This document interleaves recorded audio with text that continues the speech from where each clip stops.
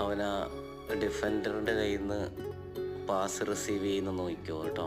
Open സ്പേസിലേക്ക് പോയി അവനിപ്പം ആ ball ഡിഫൻഡറിൻ്റെ കാലിൽ നിന്ന് അവൻ വാങ്ങിച്ചു. അവൻ ഓപ്പൺ സ്പേസിൽ ഫ്രണ്ടിലേക്ക് പോയി അവൻ്റെ റൈറ്റ് ഫോർവേഡിന് ഒരു സൂപ്പർ ക്രോസ് അല്ലേ. എന്താ രസം, അടിപൊളിയല്ലേ.